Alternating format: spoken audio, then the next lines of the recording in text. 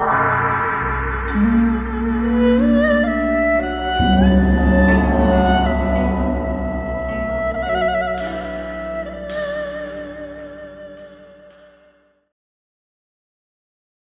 selamat malam rekan-rekan budaya Tionghoa. Ibu pembicara kita malam hari ini, Bu Gresia Susilo, rekan-rekan dan para hadirin sekalian yang sudah hadir menyempatkan waktu untuk mengikuti rangkaian webinar. Webinar kali ini merupakan rangkaian dari tiga seri dan 2 seri sebelumnya telah dilaksanakan tanggal 13 Maret dan 12 Maret. Tema besarnya adalah Toa Pekong, yaitu Dewa Bumi dan Leluhur. Toa Pekong ini adalah dewa yang sangat populer sekali di wilayah, terutama untuk Tionghoa di Asia Tenggara. Ya, kepercayaan terhadap Toa Pekong biasanya dikaitkan dengan Dewa Bumi. Dan relevansinya dengan kepercayaan di Indonesia itu apa sih? Nah, hari ini adalah tema kita yang ketiga yang akan dibawakan oleh Ibu Gresia Susilo, yang akan membawakan judul yaitu Dewa Dewi Lokal di Kelenteng Jabodetabek. Nah, tentunya pasti menarik sekali. Nah, acara pada malam hari ini akan dipandu oleh rekan saya, Saudari Lia Chang. Silahkan sebagai moderator yang akan memanggil pembicara juga dan memimpin jalannya acara pada malam hari ini. Oke, silahkan Lia, waktu dan tempat saya serahkan. Terima kasih, Cilingling yang cantik. Oke, ini adalah pertemuan ketiga seperti yang dikatakan oleh Cilingling barusan. Jadi awalnya kita bikin 3 pertemuan, tapi kemudian bertambah jadi 4 pertemuan, jadi masih ada 1 kali lagi minggu depan. Pertemuan ketiga kali ini akan dibawakan oleh Ibu Gresia Susilo. Beliau adalah dosen dan sekaligus pemerhati budaya Tionghoa.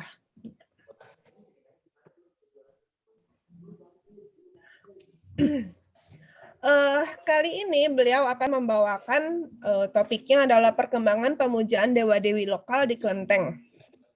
Jadi kita akan lihat dari berapa kelenteng itu apa aja sih dewa-dewi lokal yang dipuja di kelenteng tersebut dan mengapa? Apa perbedaannya dengan pemujaan dewa-dewi lokal di Indonesia dengan khususnya Jakarta dan sekitarnya dengan di tempat lain seperti di Malaysia dan sekitarnya.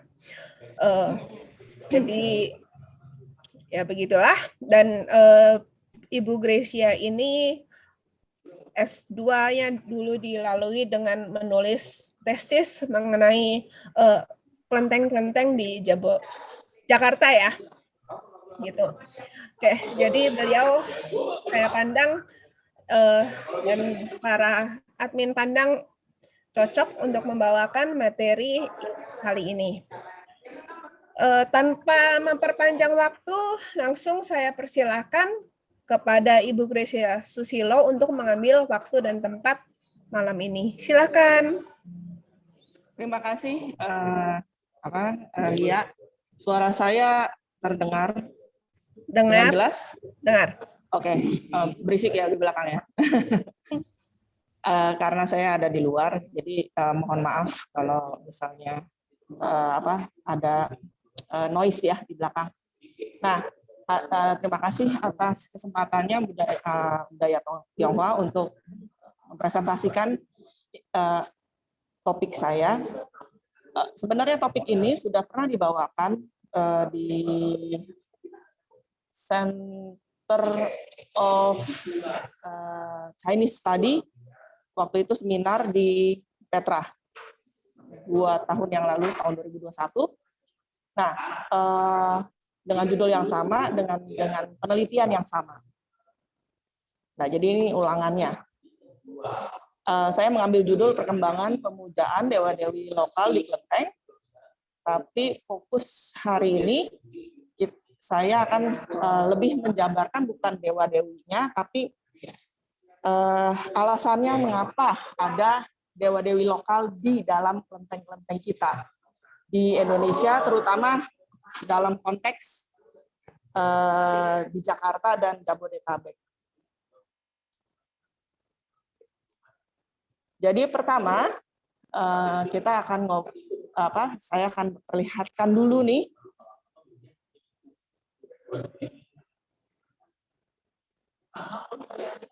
ada tabel di sini ya, tabel 1 dan tabel 2. Nah, keduanya adalah dewa-dewi yang dalam konteksnya adalah lokal.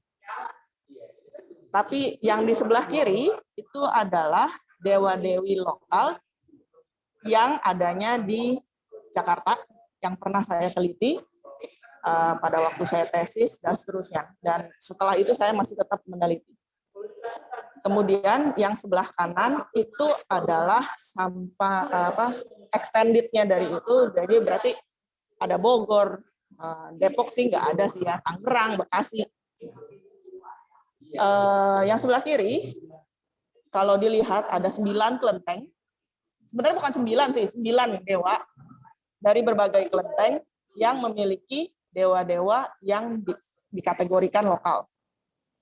Nah, dari kiri dan kanan, kalau semua dijadikan satu, maka kita lihat yang paling kanan itu adalah asal-usulnya ada yang Tionghoa dan yang lokal. Saya pisahkan.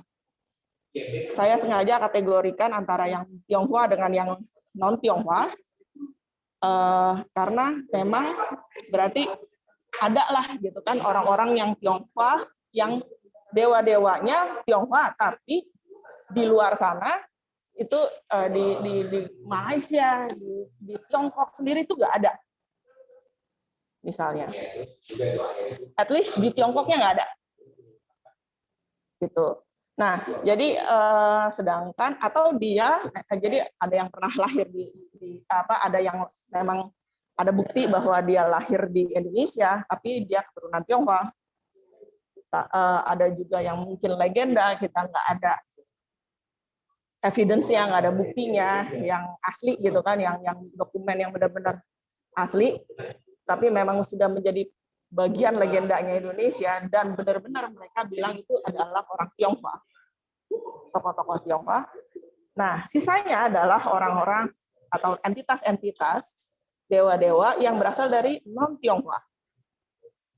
Ya, jadi ini daftar ini bisa dilihat begitu banyaknya untuk daerah cakupan yang sangat kecil, Jakarta dan sekitarnya. Ya, jadi banyak sekali. Jadi yang Tionghoa ini ada Sampo Soisu, Cho Seng, Ong Liang Ong, Tek Hai Cincin, Kue Lakwa, Ibu Siti Suwati, Mbah Wali Songo itu yang lokal. Ini pun double gitu kan, ada 3 Mbah Said Areli Dato Kembang itu ada di dalam 3 kelenteng misalnya. Terus kemudian Mbah Raden Surya Kencana Winata itu di 3 kelenteng juga. Terus kemudian sampai tokoh-tokoh yang kita kenal dari cerita-cerita masih kecil, misalnya Nyi Blorong, Prabu Siliwangi, Nyi Roro Kidul, Wali Songo, gitu kan. Dan itu semuanya bisa dibuktikan memang ada altarnya di dalam kelenteng.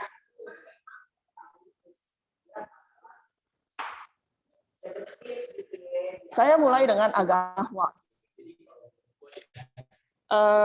Agama Hua itu adalah agama perpaduan, tapi bukan percampuran, bukan mix antara 3 kepercayaan yang paling besar dari Tiongkok, yaitu Konfusius, Taoisme, dan Buddhisme.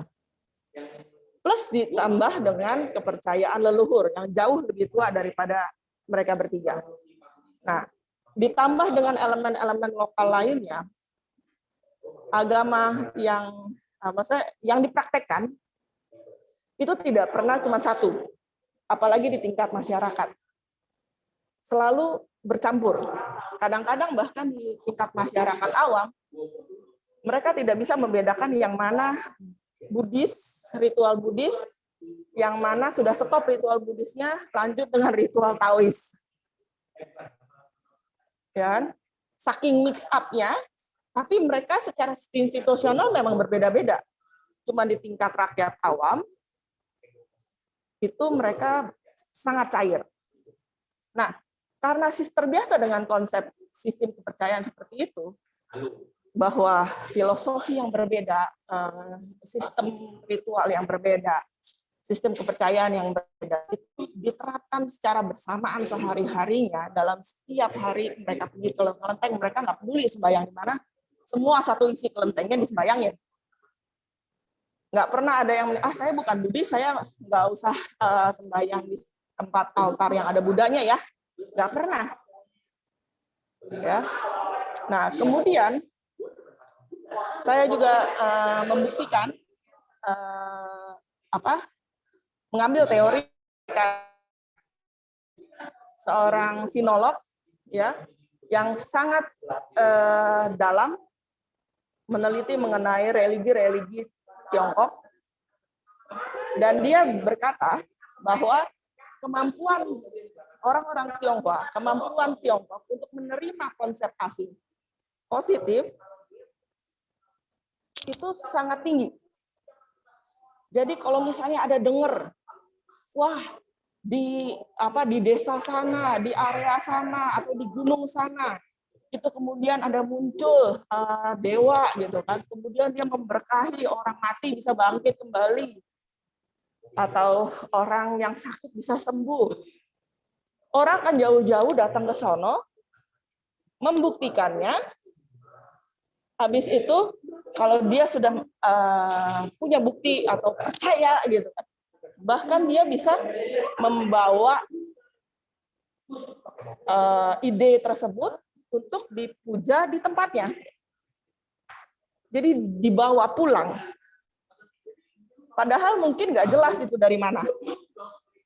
Atau bukan lokalnya dia sendiri gitu kan. Jadi kemampuan untuk menerima konsep asing itu sangat tinggi juga di orang-orang Tiongkok. Kalau boleh saya cerita sedikit, bahkan pada waktu ibu mertua saya, kalau ditanya kenapa nggak masuk Kristen, ibu mertua saya selalu bilang, saya percaya. Ibu nggak percaya Yesus? Saya percaya. Lalu tinggal satu level lagi, kenapa nggak masuk Kristen? Ya, saya percaya Yesus, saya percaya Buddha, semua saya percaya. Mereka orang-orang hebat. Mereka tokoh-tokoh hebat. Kalau saya disuruh berdoa sama Yesus, saya bisa berdoa. Mau aja. Tapi jangan melarang saya berdoa kepada apa yang saya doakan sebelumnya. Sebelum saya percaya Yesus, sebelum kamu cerita tentang Yesus. Ya. Jadi hal-hal seperti itu tuh juga menjadi salah satu konsep yang besar yang mendasari kenapa kita orang-orang Tionghoa itu bisa mengadopsi dewa-dewi lokal. Yang ketiga, banyak sekali pengangkatan entitas dewa di Tiongkok dari cerita-cerita lokal, dari pahlawan legenda. Salah satu contohnya adalah Wanzi Zunwang. Itu awalnya hanya dipuja di Nan'an, menjadi pelindung orang-orang Hokkien. Dan karena ceritanya yang sangat berbakti pada ibunya, terus kemudian hebat luar biasa, sehingga orang sangat impress dengan kemampuannya, dengan budi pekertinya dan seterusnya. Maka begitu dia meninggal, terus kemudian ada orang yang melihat, kalau di dalam agama Katolik itu sighting gitu kan, kemunculan dewa membawa anugerah, blessing pada penduduk setempat. Maka itu kemudian ditambah lagi cerita-cerita seperti itu, tambahlah pengikut yang percaya, sehingga sampai suatu titik, satu saat, maka rakyat masyarakat setempat sepakat untuk mendirikan kelenteng. Nah, sejak saat itulah yang mulai dari dewa lokal kecil, kemudian bertambah good deeds gitu kan, berkat yang dia berikan kepada orang yang masih hidup. Maka bertambahlah dia menyebar keluar reputasinya, sehingga makin banyak kelenteng yang didirikan atas namanya. Sehingga kemudian dibawa bahkan ke tempat-tempat jauh seperti ke Indonesia. Altar Kuanse Cengguang ada di Indonesia. Oke, jadi dari tiga itulah yang saya ajukan menjadi dasar kenapa kita bisa menerima dewa-dewi baru. Nah, pada waktu saya meneliti ini, saya banyak membaca, dan memang kebetulan di Indonesia itu jarang ya ada yang meneliti mengenai khusus dewa-dewi lokal. Itu pun saya meneliti atas inspirasi dari waktu itu saya hadir di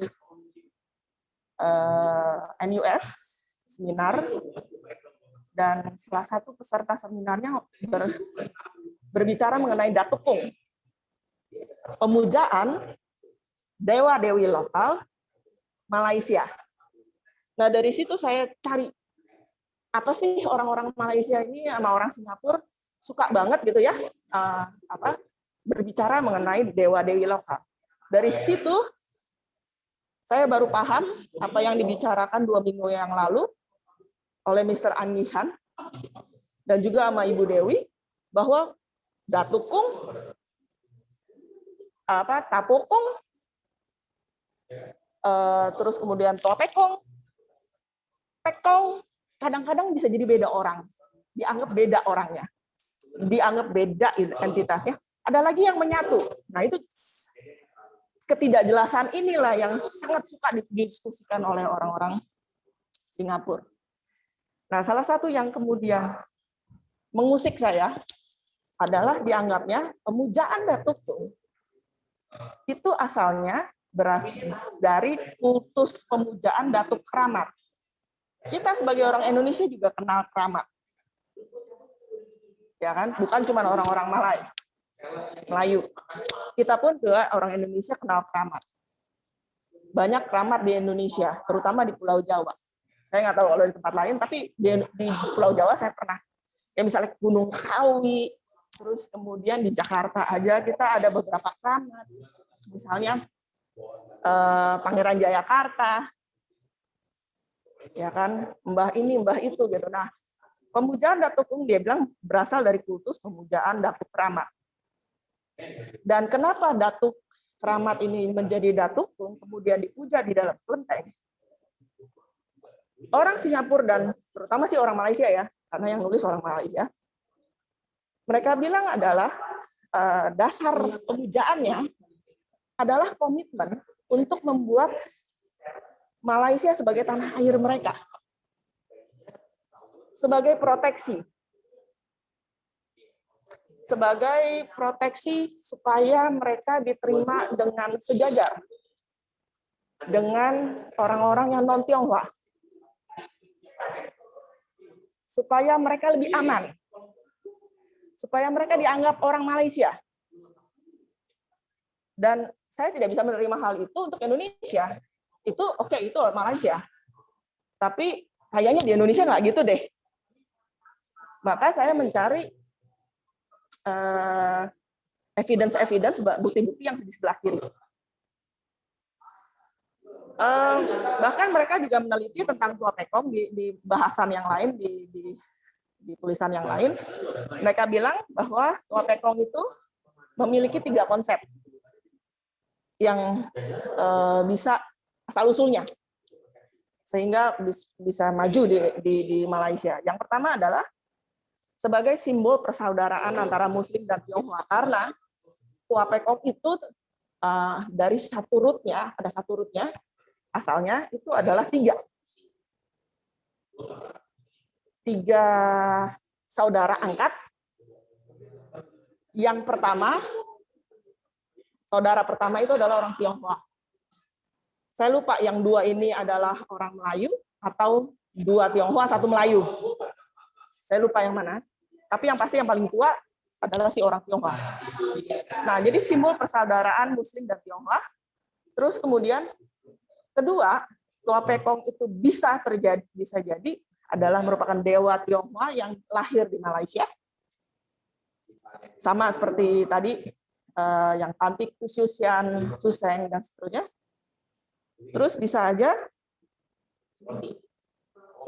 dewa yang disinifikasi, dijadikan Tionghoa. Jadi asalnya dari keramat, kemudian masuk ke kelenteng, maka dipakaikanlah ya baju Cina, baju Tionghoa. Dan identitasnya menjadi Tionghoa. Nah, itu bukan penelitian saya, itu adalah penelitian orang Malaysia, saya cuma mengutip. Kemudian yang menarik lagi juga ada Tuti Pakung. Chin yang ngomong di poin yang pertama tentang pemujaan Datuk Kong dan poin kedua, dia juga bilang bahwa ada perubahan pendewaan Tuti Pakung. Tuti Pakung sebagai dewa bumi yang taruh di altarnya di lantai langsung di tanah. Selalu adanya di kolong kalau meja, bentuknya meja. Di Malaysia, dia bilang, setengah dari orang Malaysia tidak memiliki tutik pakung di rumah, tapi dia ganti jadi datuk. Jadi, kalau punya altar Dewa Bumi, berarti orang Malaysia milih. Dia mau pakai tuti pakung atau dia pakai datukung. Dan banyak bukti bahwa kalau ada tuti pakung, nggak ada datukung. Kalau ada datukung di dalam rumah atau di kelenteng, tidak ada tuti pakung. Sepanjang saya pergi ke kelenteng di seluruh Jakarta, ya, hasil penelitian saya dan di tempat-tempat lain, kalau misalnya dia katakanlah ada dewa lokal yang dari topik kita kemarin itu kita diskusikan bahwa hampir semua dari mereka adalah representasi dewa bumi yang lokal, tetap saja setiap kelenteng pasti ada tuti pakung. Kalau dia tidak ada tuti pakung, itu karena dewa utamanya adalah Hotek Chengsin. Naik ke atas. Karena memang dewa utamanya mereka. Itu. Jadi itu perbedaan yang sangat signifikan kalau menurut konsepnya dia dengan Indonesia. Ini mengindikasikan adanya tekanan untuk mengadopsi etnitas lokal sebagai tutik pakung. Jadi tutik pakungnya diganti sama datukung. Dan menurut Chin, bukan menurut saya, ini sebagai bagian dari prinsip antisipasi meningkatkan penerimaan masyarakat Malaysia, masyarakat Melayu terhadap Tionghoa. Dan itu tidak terjadi di Indonesia. Sepanjang pengetahuan saya. Nah, jadi pada dasarnya konsep apa sih yang bisa masuk ke dalam Indonesia kalau kita, kalau saya pribadi, saya mereject, ya dalam tulisan saya itu saya menyingkirkan bahwa apa yang dilakukan Malaysia tidak terjadi di Indonesia. Jadi apa yang terjadi di Indonesia? Saya menemukan 3 konsep. Konsep signifikasi, konsep transfigurasi, dan konsep hibridisasi.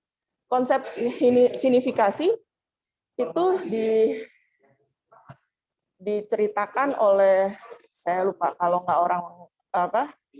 nggak salah orang Barat, namanya orang Barat, tapi kemudian diadopsi dan diteliti oleh orang Indonesia.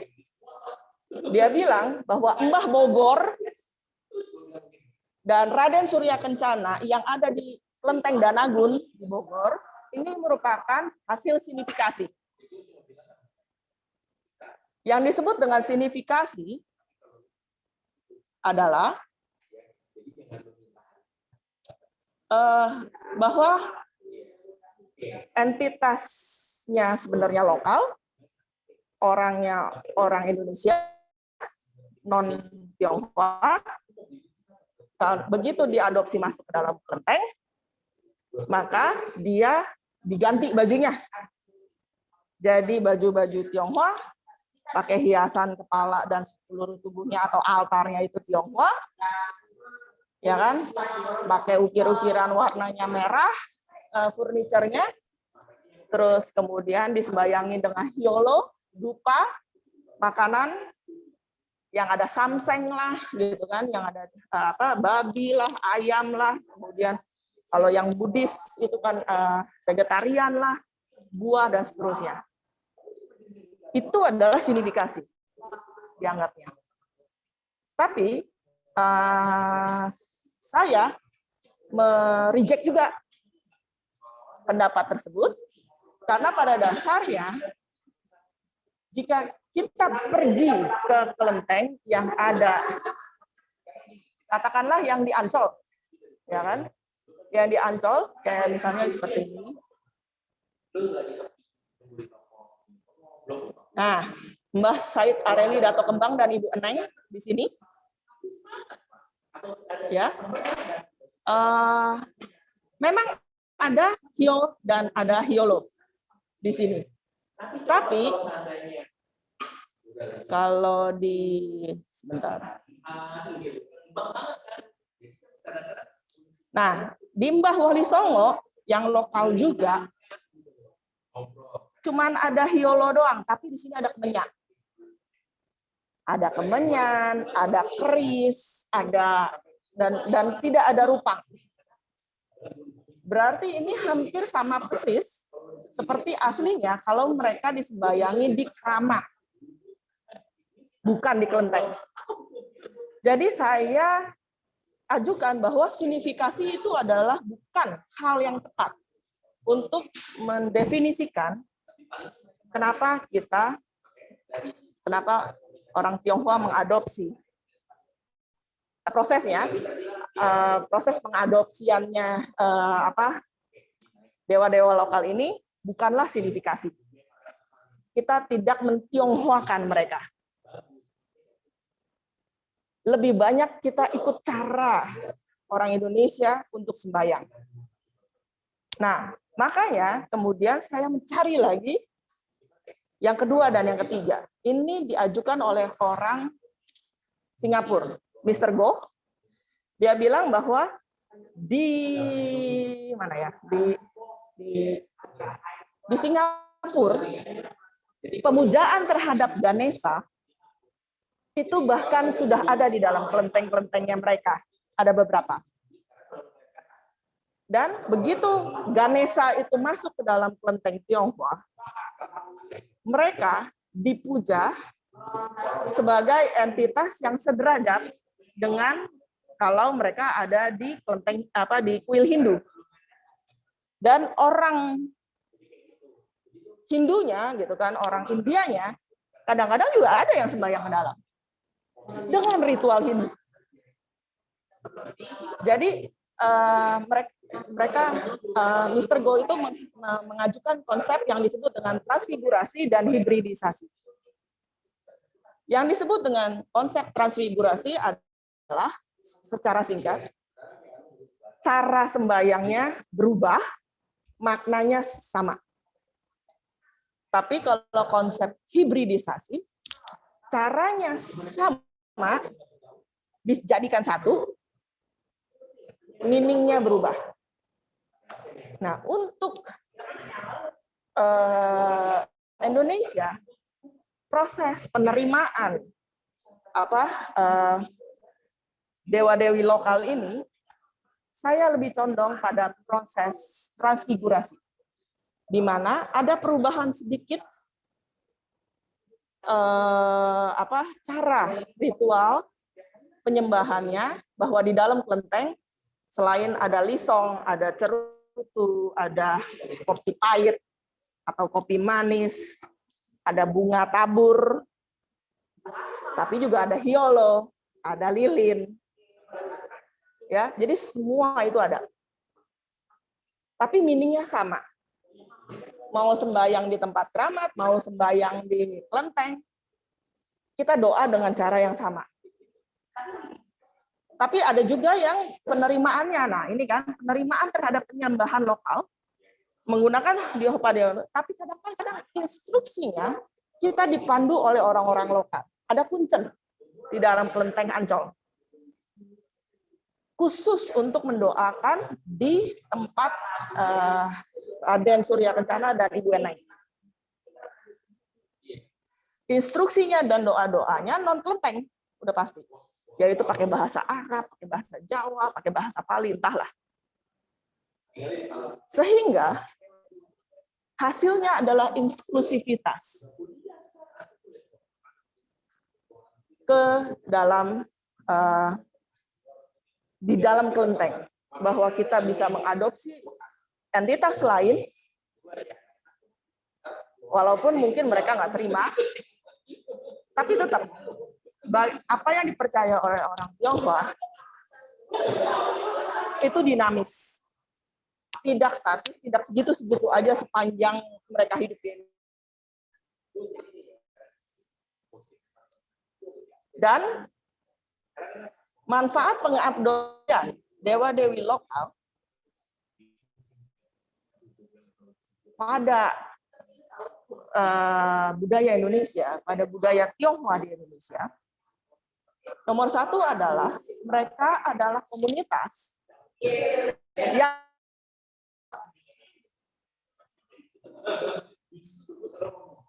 dan mengadopsi ritualnya. Jadi bukan cuma mengadopsi dewanya doang, tapi juga cara untuk sembayangnya pun diadopsi. Makanya kenapa kalau kita membuat rumah, membangun rumah, tanam kepala sapi, ada upacara selamatan sebelum mulai pembangunan, dan setelah rumah itu jadi, kalau kita rahib Buddhis kayak gitu kan, pendeta Tao kayak gitu kan, apapun yang kita percayai, biasanya sampai detik ini pun ibu saya atau bahkan orang sekeliling saya tetap merasa perlu mereka disudut pakai kemenyan, kopi manis, cerutu sebagai persembahan. Kecuali mereka yang Kristen mungkin. Ya, jadi mempertahankan ritual. Orang Tionghoa itu membantu mempertahankan ritual-ritual yang ada sebelum mereka datang. Kemudian mereka nomor dua, mereka melindungi dari penolakan masyarakat. Di penelitian saya itu di makalah, saya berkata bahwa zaman modern ini ada kecenderungan untuk tren pemurnian agama. Nggak perlu pakai agama si A, si B, si C, semua ada. Semua ada. Semua agama resmi di Indonesia mengalami pemurnian dari kelompok-kelompok kecil masyarakatnya, pemujanya. Nah, dengan trennya ke arah pemurnian agama, maka pemujaan, penghormatan terhadap keramat itu makin mengecil. Makin banyak makin banyak orang Indonesia, mau siapapun dia, mau Tionghoa juga Tionghoa, yang turun popularitasnya, keramatnya itu. Karena sudah makin sedikit yang memuja. Nah, jadi masyarakat kelenteng itu adalah salah satu yang juga melindungi dari penolakan masyarakat. Dan juga mereka yang terakhir adalah mereka juga adalah elemen yang dapat mempertahankan diversifikasi budaya, menggabungkan elemen-elemen budaya maupun non-Tionghoa di dalam satu wadah, yaitu kelenteng. Nah, yang ini saya punya teori sampai di situ.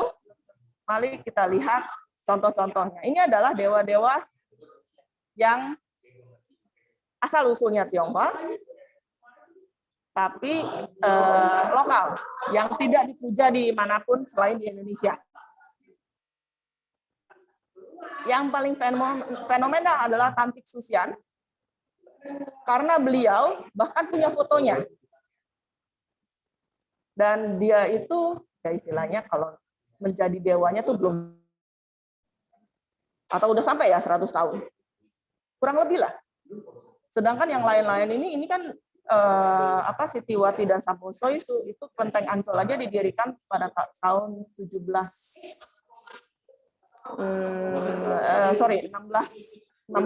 something lah, 1680-an. 1600-an. Ya, jadi yang paling baru itu adalah Tantik Susyan. Karena bahkan kita punya fotonya. Ini adalah padepokannya dia di Jawa Timur. Pemujaan terhadap Tantik Susyan itu adalah salah satu dewa yang benar-benar orang Indonesia, keturunan Tionghoa, meninggalnya belum ada 100 tahun, nyaris 100 tahun lebih sedikit. Dan masih banyak bukti-buktinya, ada tongkatnya, ada barang-barang peninggalannya bahkan dipuja. Ya. Kemudian ini adalah yang paling tua, Samposoisu dan Ibu Sitiwati. Samposoisunya adalah orang Tionghoa, Ibu Sitiwatinya adalah yang lokal.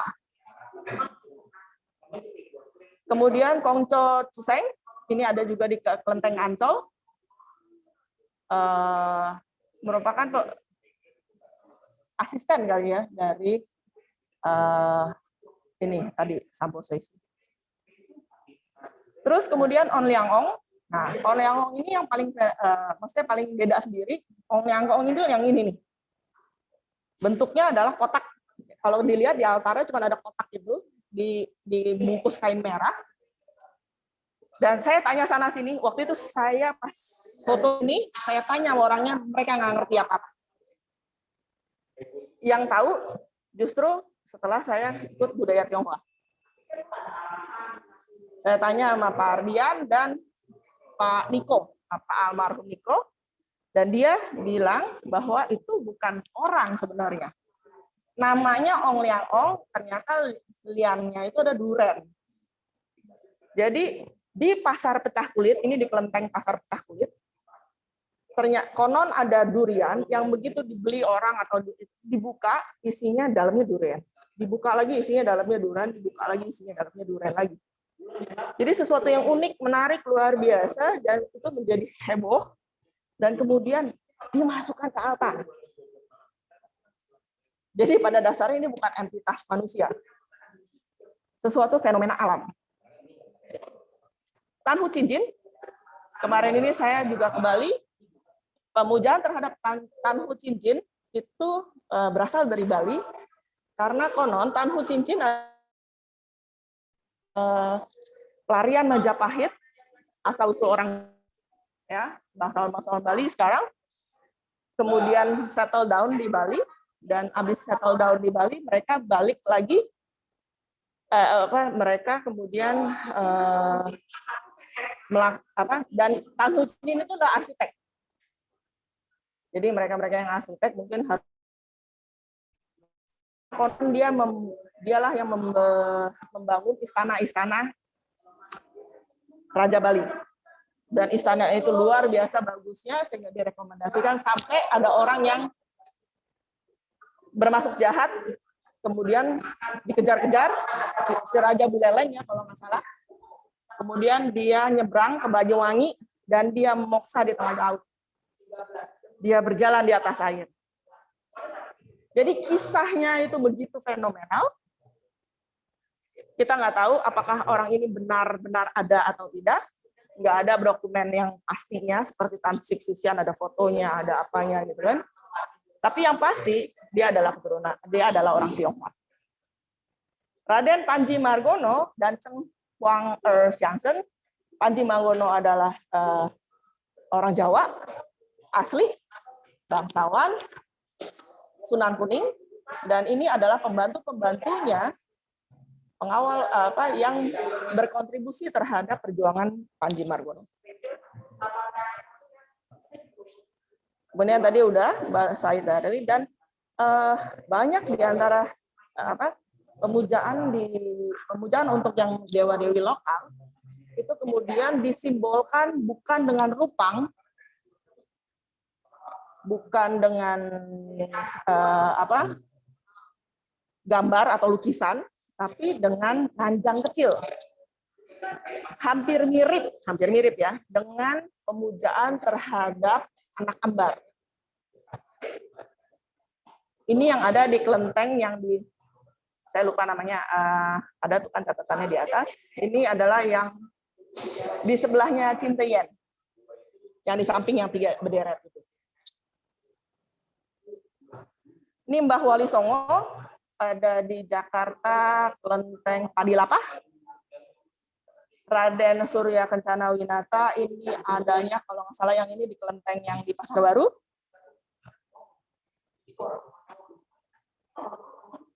Mbah Bogor, ini yang di Dandanggun. Kosong, cuman ada tulisan doang. Nah, ini yang fenomenal, Nyai Ayu Sugiwarong, Nyi Blorong. Pesugihannya, bukan pesugihan sih, kelentengnya cuma segini aja, ruangannya.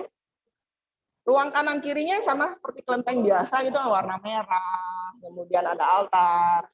Nah, ini beda sendiri di tengah-tengah. Ada foto-fotonya, ada keris, ada pecut. Ini Kanjeng Ratu Kidul, Prabu Siliwangi dan Panembahan Saunopati. Dengan lukisan. Ini yang di Gunung Kawi. Ya. Dia bagi 2, ada yang petilasan untuk yang kejawen, yang orang Jawa, ada yang bentuknya kelenteng. Lagi-lagi ada bagian yang bentuknya seperti ranjang. Makna riwayat, nah ini tidak ada yang tahu asal-usulnya sampai detik ini. Cuman begitu aja gitu kan, bahwa ada makna riwayat, ada dia punya makamnya, kemudian disembayangin. Di Tanjung Kait pun banyak, dan ini yang terakhir. Kebetulan kemarin ini baru berapa bulan yang lalu saya pergi ke Tanjung Kait, tapi bukan ke kelenteng Tanjung Kaitnya, tapi ke Mak Kosambi. Nah, Mak Dato Kosambi ini ya, kelentengnya itu entitasnya banyak, altarnya lumayan banyak gitu kan, dan semuanya rata-rata adalah lokal, ya, lokal. Jadi bahkan penyembayangan Mak Kosambi itu ada 2 macam. Terus kemudian dia bilang katanya, dan Kosambi itu kan merupakan pohon Kosambi. Jadi saya tanya sama kuncennya, sama pengurusnya, dia bilang katanya ya Mak Kosambi itu adalah orang yang entah dari mana, dia putri Bali, datang ke Banten, tinggal di daerah Tanjung Kait, dan dia melakukan good deeds, menolong orang, menyembuhkan orang sakit, dan seterusnya. Nah, suatu hari kemudian dia menghilang, kemudian ada lagi yang datang sebagai Mak Kosambi juga, tapi beda. Nah, itu yang ada kuburannya di belakang. Dia kuburannya ada 3, dia dengan kedua orang tuanya, yaitu si Engkong Caimi dan Encim Caimi atau Encim apa gitu ya, tadi ada tuh. Nah, ini jadi ini Mak Datonya yang orang Bali, makanya kenapa ada ininya, ada Balinya. Tapi yang di belakang beda lagi. Nah, ini adalah yang Mak Kosambi yang sama. Karena saya tanya, itu Mak Kosambi berarti ini makamnya yang itu, yang ini. Beda orangnya, beda entitas. Dia bilang. Terus kemudian dengan pengikut-pengikutnya. Ya, itu adalah Mamang Compreng. Terus kemudian di sini adalah, saya bilang yang ini apa ini? Yang banyak lagi-lagi ranjang kecil. Bisa kelihatan ada 2 kamar ranjang kecilnya, yang satu sendalnya sendal perempuan, yang satu sendalnya sendal laki-laki. Ada 4, masing-masing punya 4, kalau nggak salah 4 ranjang. Dia bilang itu adalah pembantu-pembantunya. Jadi ada yang cowok, dayang-dayangnya lah, gitu kan. Ada yang cowok, ada yang satu kamar yang cowok semua, yang satu kamar cewek semua. Ya, jadi itu adalah. Jadi pada akhirnya ternyata setelah saya meneliti, kata akhir dari saya adalah kadang-kadang dalam penelitian budaya, penelitian agama, apa yang terjadi di negara tetangga kita, di Malaysia, di Singapura, belum tentu sama. Tidak bisa diaplikasikan dengan cara yang sama dengan apa yang terjadi di Indonesia.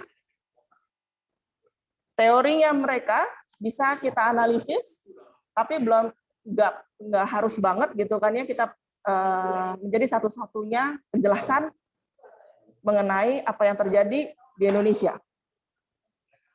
Karena saya membuktikan bahwa dari rasa penasaran saya, kemudian saya buktikan bahwa orang Indonesia itu nggak gitu. Kita nggak, karena kita merasa tidak aman di Indonesia, kemudian kita selalu mendapatkan tekanan, terus kemudian kita menjadi mengadopsi entitas lokal. Tidak sama sekali. Pada dasarnya, sebelum penjajahan, kalaupun sudah ada orang Tionghoa, dan menurut penelitian memang sudah ada orang Tionghoa, komunitas-komunitas kecil Tionghoa, kalau mereka sudah settle down di Indonesia, mereka hidup berdampingan dengan damai dengan orang Indonesia, saling mengadopsi ritual, kepercayaan, cara hidup masing-masing. Tapi tetap kita tidak meleburkan identitas. Itulah yang jadi permasalahan mungkin bagi sebagian orang. Kenapa orang Indonesia, orang Tionghoa itu agak-agak eksklusif ya, gitu kan? Kita tidak melebur. Kita menghormati. Sekian, terima kasih atas atensinya. Silakan Ibu Lia. Iya. Sebelum kita masuk ke sesi tanya jawab, aku sampaikan ringkasannya atas yang disampaikan oleh Ibu Gresia tadi. Mungkin ada teman-teman yang tadi nyusul masuk jadi nggak ikut dari awal kan ya. Jadi materi kali ini kurang lebih berkisar soal ada orang Tionghoa lokal yang dijadikan dewa, ada juga orang lokal atau dewa lokal yang ikut dipuja di vihara atau kelenteng. Kemudian agama Tionghoa itu adalah agama perpaduan, bukan campuran dari Konfusianisme, Buddhisme, dan Taoisme ditambah dengan pemujaan leluhur. Kemudian kemampuan Tionghoa untuk menerima konsep asing itu sangat tinggi. Jadi dan ada contoh juga untuk pengangkatan entitas dewa berdasarkan cerita lokal maupun pahlawan legenda. Itu contohnya adalah Kuang Sejunwang. Dan ada perbedaan di sini dengan kejadian di Malaysia dan penelitian di Malaysia bahwa Datuk Keramat di Malaysia pemujaan komitmennya untuk membuat mereka itu menganggap Malaysia sebagai tanah air, kemudian juga sebagai proteksi agar mereka diterima sejajar dengan orang non-Tionghoa dan lebih aman. Tapi kalau di Indonesia hal tersebut ada perbedaan. Nah, di Malaysia juga di kelenteng-kelenteng kalau misalnya mereka ada tuti pakung, biasanya nggak ada datukung. Ada datukung, biasanya nggak ada tuti pakung. Dan di Malaysia, begitu masuk kelenteng, baju dewa lokal itu berubah menjadi ketionghoaan dengan tata cara sembahyang juga ala Tionghoa alias terjadi signifikasi. Sedangkan di Indonesia, dewa lokal di kelenteng itu tidak mengalami ditionghoakan karena tetap pakaiannya itu dengan beskap dan kopiah kalau dewa Jawa atau dengan kemben kalau yang perempuan Dewi Jawanya gitu. Terus juga tetap ada kemenyan, ada keris, dan tidak ada rupang, contohnya di altarnya Mbah Wali Songo, kemudian hanya ditambah yolo saja. Doanya juga doa-doa yang non tiga agama tadi gitu, jadi sehingga dapat disebut sebagai inklusivitas. Kemudian manfaat adopsi dewa lokal ini bisa dikatakan sebagai mempertahankan ritual karena adanya gerakan memurnikan agama-agama di luar, jadi yang di kelenteng itu bisa dianggap untuk mempertahankan ritual yang ada, kemudian juga melindungi dari penolakan masyarakat, kemudian juga untuk mempertahankan diversifikasi budaya. Nah, ada contoh unik, di sini ada dewa berdasarkan fenomena alam, itu adalah Ong Lian Ong. Itu adalah durian, jadi katanya kalau dibuka kulitnya itu ada durian lagi yang lebih kecil, dibuka lagi, ada lagi, dibuka lagi, ada lagi gitu. Jadi kesimpulan yang disampaikan oleh Ibu Gracia adalah apa yang terjadi di negara tetangga maupun teorinya untuk agama-agama rakyat maupun agama tertentu itu belum tentu sama dengan yang terjadi di negara kita. Jadi kalau kita terima teori dari mereka, kita nggak harus langsung menjadikan itu pasti di Indonesia juga seperti itu. Demikian kesimpulan yang dapat saya sampaikan. Di sini sudah ada pertanyaan nih Bu Gracia. Saya bacakan dulu Ya, yang silakan. ada di chat ya. Dari Ya, Amel, pertanyaannya, signifikasi itu apa ya, Bu? Nah, iya seperti yang di bawahnya dibilang bahwa signifikasi itu ya Tionghoaisasi lah secara gamblangnya.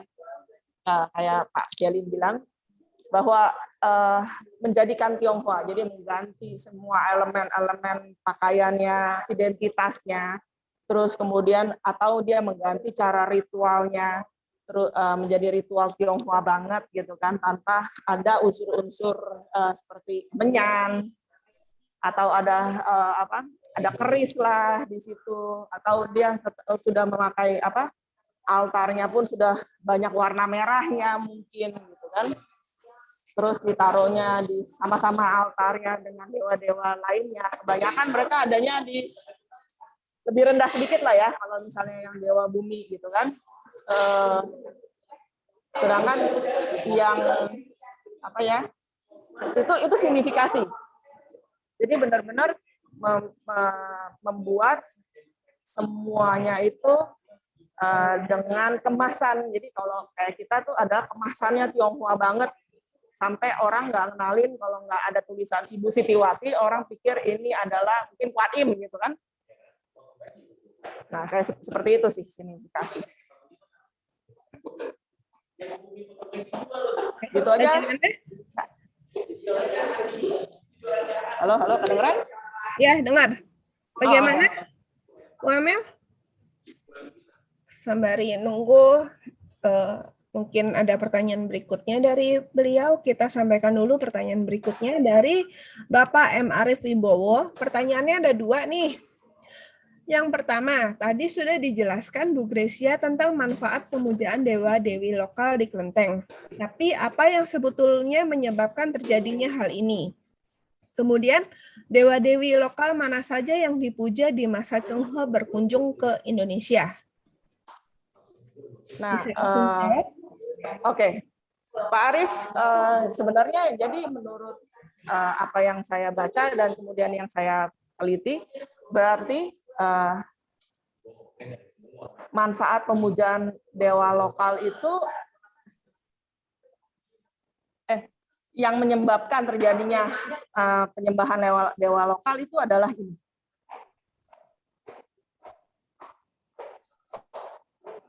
Bahwa kita gampang menerima, bahwa kita mudah menerima sistem kepercayaan, bahwa orang Tionghoa sangat mudah menerima, sudah terbiasa dalam sehari-harinya untuk mix up, dijadikan satu di dalam kelenteng. Siapapun yang ada di dalam kelenteng, saya sembahyang. Terus kemudian kemampuan untuk menerima konsep dewa asing yang positif itu tanpa babi bu gitu kan, tanpa nanya terlalu detail, selama memang dengar-dengar bahwa dia adalah positif, dia memang luar biasa, maka kemudian itu, dan ada agreement ya secara sosial masyarakat besar, bukannya satu orang doang, itu kemudian mereka bisa diangkat menjadi dewa. walaupun mungkin dalam level lokal. Sama seperti halnya terakhir-terakhir ini ada Sinci Gus Dur, walaupun itu bukannya dewa ya berarti, tapi dia ada papan nama arwah untuk Gus Dur yang ditaruh di kelenteng di Semarang. Itu pun juga walaupun belum sampai dewa lokal, tapi mungkin permulaannya mulainya dari hal-hal yang kecil seperti ini. Bahwa kita sebagai orang Tionghoa itu punya rasa terima kasih dengan Gus Dur pada dasarnya, sehingga sangat membantu urusan sehari-hari, terutama konsep religi, kemudian menerima Konghucu sebagai agama dan seterusnya, itu adalah pada zaman beliau. Ini suatu start. Apakah nanti kemudian 100 tahun kemudian didewakan, kita juga nggak tahu. Tergantung memang popularitasnya dia apakah naik dan terus-menerus menjadi sumber inspirasi masyarakat. Terus kemudian yang kedua ya? Yang menyebabkan terjadinya itu adalah memang yaitu karena kita setelah terbiasa dengan konsep-konsep ini, jadi gampang terima. Begitu kita lihat memang ada dewa atau ada, katakanlah dengan ilustrasi seperti ini. Orang Tionghoa datang pertama kali ke bumi Indonesia, dia cari rumah, dia bangun rumah, dia bangun komunitas, dia berdiam mungkin sudah get to know beberapa hari, beberapa minggu, beberapa bulan, sambil mungkin bekerja, cari pekerjaan, atau ini. Kemudian kan mereka pasti berinteraksi dengan orang-orang lokal. Di situ ada apa ya? Kok ada rame-rame? Oh, itu adalah keramat Mbah siapa-siapa-siapa. Kenapa rame? Ceritanya kayak apa sih? Nah, cerita, oh itu ya. Datang, lihat, buktikan. Besok-besok mungkin juga dia menerima suatu berkat. Setelah sembahyang mungkin di sono. Wah, bagus, auranya bagus, kemudian saya merasa mendapatkan sesuatu dari situ. Kalau satu orang aja mungkin nggak ada gunanya, tapi bayangkan kalau itu adalah sekelompok orang yang punya power, punya uang, dan percaya. Orang percaya bebas. Jadi saya menganggapnya bahwa itulah mungkin cikal bakalnya mengapa diangkat. Dan memang sudah menjadi suatu kebiasaan, seperti Ibu Hartati minggu kemarin ngomong, bahwa sudah menjadi suatu kebiasaan orang-orang Tionghoa itu untuk mencari entitas lokal, meminta izin untuk bisnis, untuk membangun rumah, tentu juga dengan dewa bumi yang adanya di Indonesia. Karena mereka lah yang penguasa Indonesia. Untuk Jawa Barat penguasanya adalah Raden Surya Kencana atau Mbah Bogor misalnya. Yang dekat sungai-sungai atau laut pantai selatan selalu minta izin untuk urusan laut dengan Nyi Roro Kidul. Itu kan suatu kebiasaan orang Indonesia yang kemudian mungkin diadopsi oleh Tionghoa. Karena dianggap, ya kalau orang Indonesia yang sembahyang ke si A, ya saya juga minta izin juga sama si A, kalau misalnya berbisnis dengan model yang sama. Itu sih. Jadi yang menyebabkan terjadinya. Terus kemudian, kalau untuk pertanyaan yang kedua, dewa-dewa lokal mana yang dipuja pada masa Cengha berkunjung? Awal mulanya pas dia berkunjung, tentu saja belum ada kelentengnya. Nggak langsung dibuat kelenteng. Tapi berdasarkan cerita dan legenda, setelah Cenghe datang, bahwa ada Sampo Soisu, Cueng, terus kemudian ada pemujaan Cenghe di Semarang, dan seterusnya, itu memang terjadinya kemudian, nggak langsung. Dan mulai kapan? Kita juga nggak tahu. Selama kelentengnya hadir dan bisa diketahui dokumentasinya, kapan didirikannya, kita anggap itulah.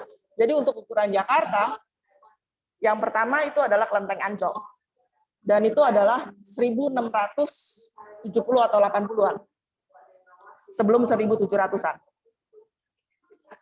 Itu jawaban saya. Terima kasih. Iya. Biar lebih seru, ini ada yang ajuin angkat tangan. Ayo, silakan, Kak Ardian.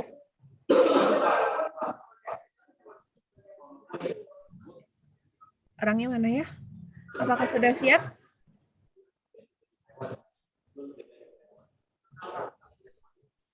Kalau tidak ada respon, oke, kita balik ke chat aja dulu. Dari Eng Andre, beliau dari Serangkai Tionghoa. Pertanyaannya adalah di beberapa kelenteng di Jakarta, Banten, dan Jabar, saya temukan petilasan Eyang Surya Kencana. Bisa dijelaskan? Nah, Raden Surya Kencana ini adalah ini nama lengkapnya. Dia ada yang bilangnya Raden Surya Kencana doang, ada yang Mbah Raden Surya Kencana Winata. Itu pun ada nih di banyak sih, kalau di Jakarta tuh banyak, ada 3-4 kelenteng, seingat saya nggak hafal. Nah, konon adalah Raden Surya Kencana itu adalah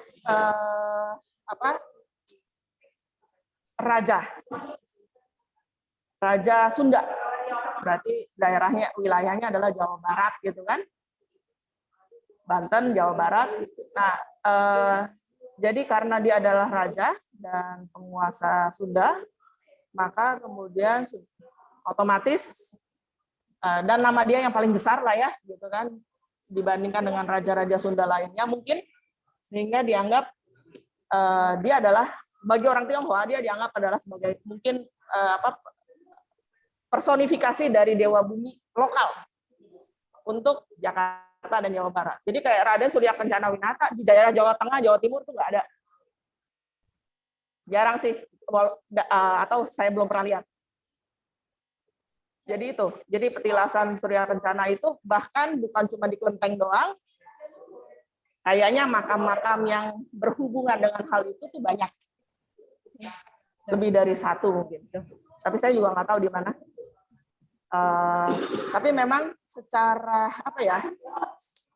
mungkin kalau kita bisa membaca atau meneliti dokumen-dokumen misalnya Sunda Wiwitan, terus kemudian orang-orang Baduy, mungkin ada mereka juga menyebut sama itu kan, entitas Raden Surya Kencana Winata itu sebagai seorang yang suci, raja yang bijaksana, penguasa Sunda. Mungkin cuma sampai situ doang saya bisa menjawabnya, Pak Andre. Oke, pertanyaan kita kalau gitu kita loncat ke pertanyaan berikutnya dari Pak Tumingcin. Pertanyaannya adalah, mengapa wajah patung dewa itu banyak yang berwarna hitam? Nah, saya belum pernah meneliti soal hal itu, tapi saya percaya pada penjelasan yang paling gamblang, yaitu di teater-teater Tiongkok, bukan Tiongkok, teater-teater di Tiongkok, mereka juga mengecat muka. Dan color code, kode warna dari muka itu yang paling kelihatan kan sama penonton. Nah, itu memang sudah mereka sudah punya pakem, setiap warna itu punya karakter yang beda. Bukan karakter, trait. Lambang ya? Trait,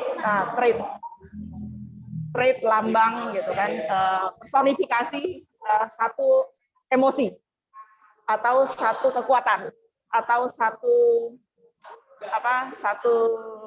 ini kayak misalnya orang yang berani, orang yang pengecut. Nah, itu warna mukanya beda tuh. Nah, warna hitam itu adalah lambang kebijaksanaan. Lambang bahwa dia adalah orang yang belajarnya kuat, wise man, selalu punya solusi yang tepat terhadap permasalahan karena kebijaksanaannya itu. sehingga banyak sekali dewa-dewa yang terutama cowok ya pasti itu dia digambarkan dengan bermuka hitam. Dan salah satu yang paling populer cerita-cerita legenda tentang ini adalah tentang Judge Bau, Hakim Bau, yang konon mukanya hitam, sampai kalau di filmin aja mukanya sengaja dihitamin. Walaupun mungkin aslinya sih mukanya nggak hitam ya. Ya, nggak Tapi hitam. karena kebijaksanaannya itu. Dan juga kalau nggak salah itu, saya nggak tahu apakah ada hubungannya dengan sipil dan militer perbedaannya. Tapi yang pasti yang umum adalah kebijaksanaan. Itu saja Pak Mungkin. Oke. Kalau gitu kita beralih ke pertanyaan berikutnya dari Pak Majaputra Karniawan, Xie Weiqiang. Dia bukan pertanyaan sih ini, jadi komentar bahwa Kong Choseng itu juru bahari dari Sampokong, sementara Ong Lian Ong itu mustika durian. Bukan dewa, namun karena bertuah dibuat altar. Itu yang Oe tahu. Pertanyaan berikutnya dari Andre. Dewa-dewi ini baik lokal maupun dari Tiongkok adalah yang disembah oleh penganut agama Tao, Konghucu, atau Buddha ya? Nah, seperti yang tadi saya bilang dari awal bahwa di tingkat akar rumput, di tingkat orang awam, masyarakat awam, maka dewa-dewi ini disembah oleh semuanya. Karena kalau ditanya, saya sendiri kalau ditanya, kamu agamanya apa? Ya kalau di KTP agama Buddha lah, gitu kan. Tapi saya juga menyembah dewa-dewi Tao kalau dia ada di kelenteng. Saya juga ikut ritual Tao. Saya juga ikut ritual Konghucu. Saya belajar mengenai filsafat Konghucu. Jadi kalau disuruh pilih salah satu, saya lebih banyak orang bingung, terutama di kelenteng. Lain halnya kalau saya bilang itu wihara, yang jelas-jelas Buddha. Atau saya bilang di Litang, yang jelas-jelas milik Konghucu. Jadi kalau dewa lokal, secara institusi,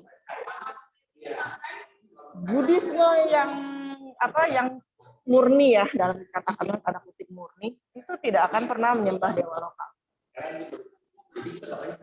Di wihara nggak ada. Di wihara Lodan itu nggak bakal ada.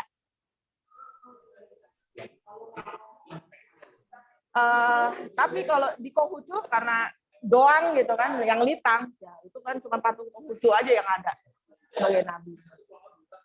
Nggak ada juga dewa-dewi yang lain. Ya kebanyakan kalau untuk mau dibilang suruh pilih salah satu, maka yang lebih banyak amount-nya, persentasenya memang Taoisme. Karena Taoisme sampai detik ini tidak ada Taoisme yang institusi di Indonesia. Institusional itu kan masih di bawah Dirjen Buddha secara politis. Tapi juga rasanya tidak bisa dikotak-kotakan. Karena biasanya pergi ke kelenteng sembahyang ke semua dewa. Baik lokal maupun tidak lokal. Tidak pernah ada yang kemudian nggak usah lah yang di belakang gitu kan. Nggak juga. Itu dari saya, Pak Andre. Oke.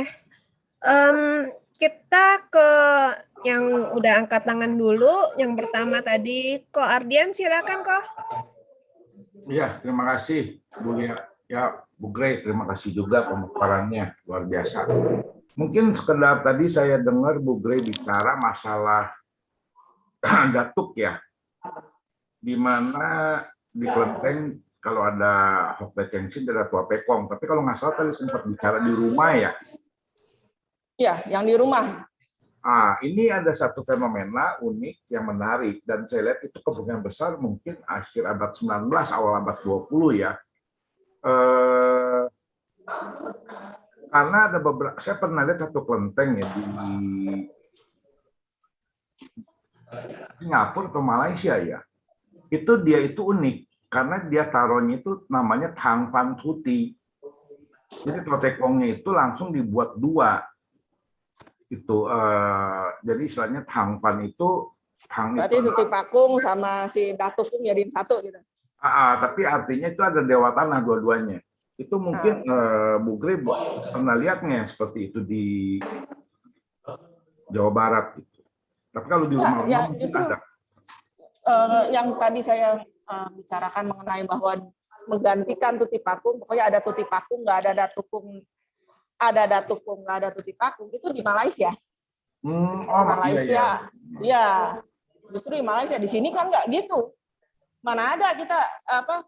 Kalau datukung itu atau misalnya Raden apalah gitu kan, atau siapalah gitu dewa lokal yang dianggap dewa bumi itu nggak pernah diiniin ke apa di altar rumah kan? Iya. Satu di antara jutaan gitu, saya belum pernah lihat. Tapi kalau menurut orang Malaysia, di Malaysia ada fenomena seperti itu. Ya, oke, terima kasih. Terus yang kedua itu mungkin sekedar tambahan dari saya ya, soal warna hitam ya. Warna hitam itu biasanya dipakai oleh tokoh-tokoh atau dewa-dewa yang dianggap berwibawa. Jadi waktu mereka itu kalau dalam opera itu waktu mereka warna hitam itu artinya mereka itu berwibawa. Jadi mereka jarang bicara. Biasanya militer atau penegak hukum. Tapi kalau di banyak tempat itu kalau menurut saya itu masalah dupa ya Bu ya. Atau keseringan kena dupa gitu makanya jadi hitam. Iya betul dupa. Makanya kan iya sih. ada beberapa foto itu kan bukannya cuma patungnya aja, tapi itu juga badannya semuanya menghitam sih. Sampai altarnya hitam kan? Nah ini kan. Iya kan? Nah itu seperti ini. Lebih ke arah dari masalah dupa menurut saya sih Bu. Iya. Karena memang rata-rata memang yang asli itu kan yang paling tua-tua itu biasanya terbuat dari kayu. Ya. Belum pakai tanah. Atau keramik. Dulu itu mungkin dari kertas malah Bu ya. Dari kertas yang dilem banyak. Kertas yang dicetak. Iya, cetak. Kertas yang dicetak. Oh, iya. Oh ya, sama saya cuma mau menambahkan satu hal lagi itu bahwa kalau di Katolik ada beatifikasi, di Tiongkok pun ada gitu. Contohnya tadi Kong Te Chun Ong ya. Ya. Kong Te Chun Ong itu akhirnya ada pengangkatan oleh kerajaan atau kekaisaran sehingga dia itu sah untuk disembah gitu. Kalau tidak ada pengangkatan biasanya sepanjang yang saya tahu sih itu akan diberangus oleh kerajaan atau kita sebut itu mereka itu adalah Yinseng gitu. Itu sih teman dari saya. Leluhur, pelindung marga? Enggak nyampe situ ya? Enggak, jadi di Tiongkok itu ada satu fenomena memang unik ya. Karena itu kita sebut tadi kan Ibu pakai istilah Huaqiao. Huaqiao itu sekarang udah mulai jarang dipakai dalam bahasa Mandarin untuk menunjuk kepercayaan Tionghoa. Karena arti Huaqiao itu kadang-kadang suka mengacu kepada pendidikan Tionghoa. Gitu. Jadi saat itu Huaqiao orang akan harus menebak dulu ini maksud pendidikan Tionghoa atau agama Tionghoa. Jadi banyak yang mulai tidak menggunakan istilah Huaqiao. Maksud saya gini, fenomena di masyarakat Tiongkok itu kan unik, terutama di daerah Tiongkok Selatan ya. Nah, Tiongkok Selatan itu banyak sekali dewa-dewa lokal, seperti Lin Monyang, Wang Sicunwang, dan lain-lain. Itu tuh diangkat oleh kekaisaran, terutama pada zaman Sung. Pertama, itu sebagai wujud legitimasi kekuasaan kaisar kepada rakyatnya itu sendiri. Jadi dengan cara mengangkat itu, maka boleh dibilang dewamu itu menjadi bagian dari kaisaran. Itu tujuan politis yang pertama ya. Tapi dalam banyak kasus, kalau misalnya itu dewanya tidak diakui oleh kekaisaran, terutama zaman biasanya akan diberangus, Bu. Kultur seperti itu akan diberangus. Dianggap ajaran sesat. Dianggapnya kepercayaan sesat atau penyembahan yang sesat. Nah, jadi orang Tionghoa itu kan unik ya, boleh dibilang ya, seperti durian pun disembah gitu. Kalau kita ke Jawa Timur pun ada sarang semut yang disembah kan.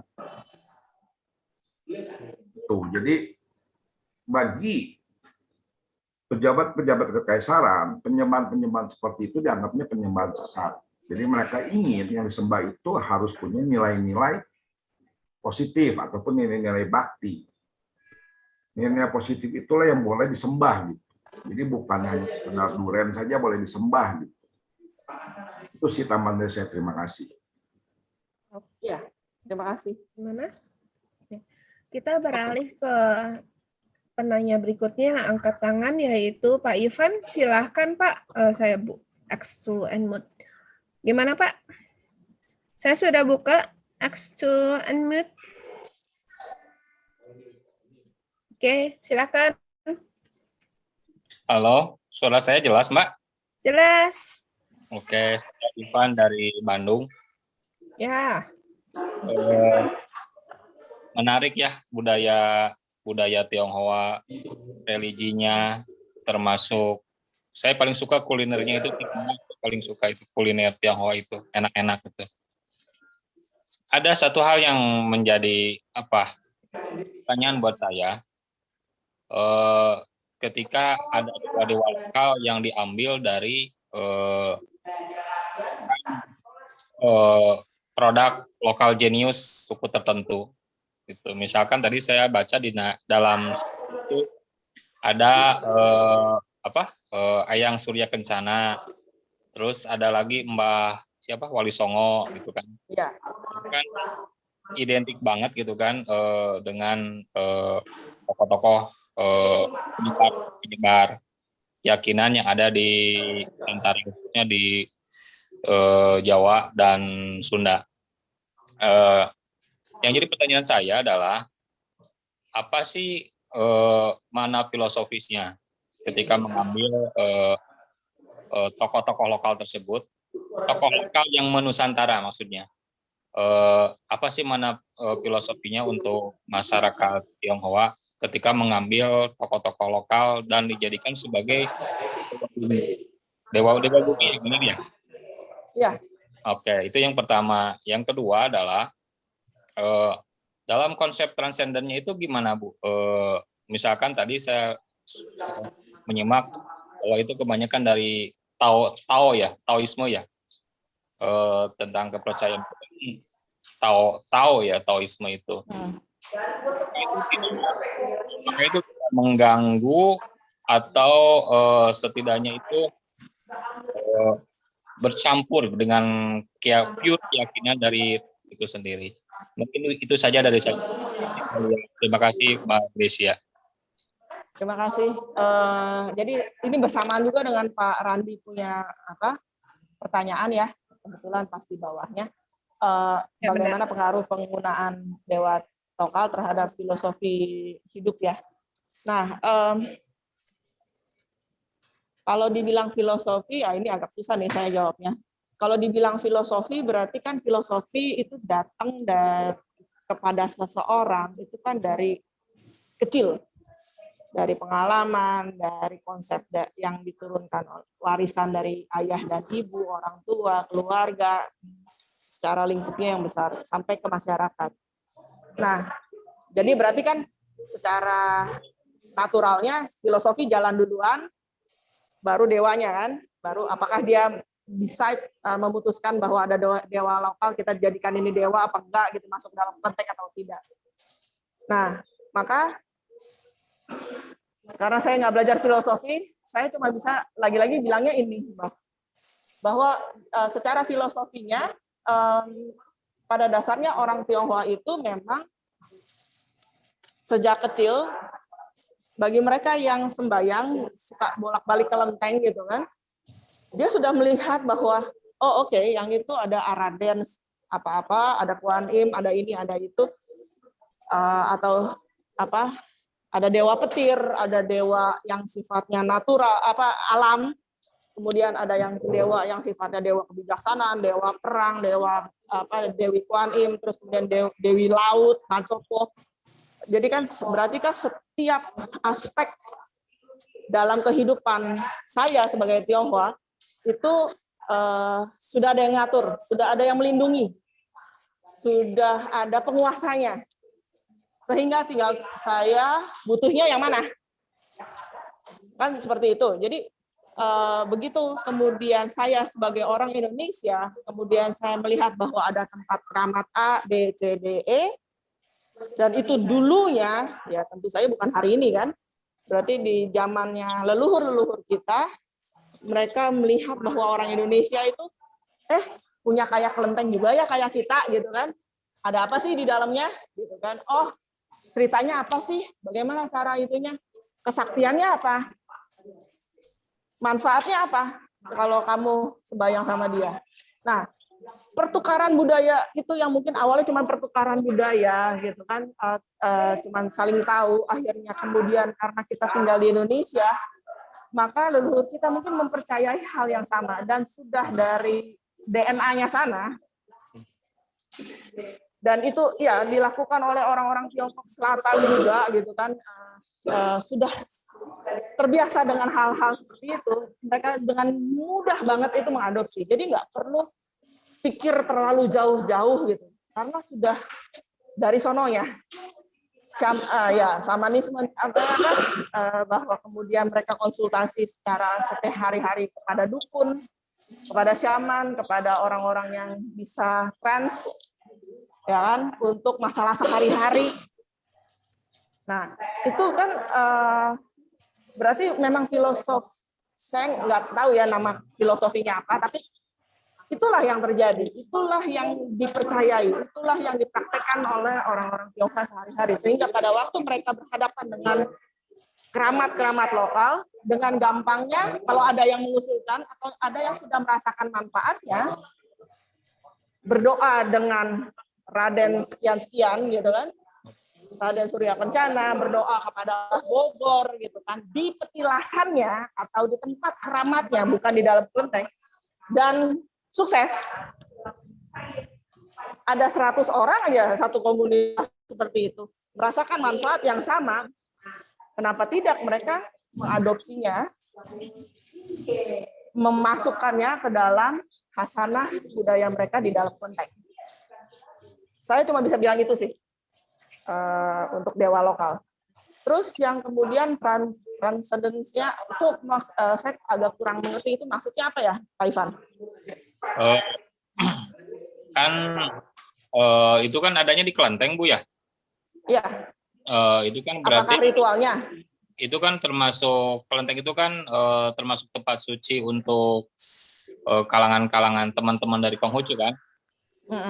Berarti dewa-dewa yang dipajang di sana itu kan sesuatu yang minimalnya dihormati lah.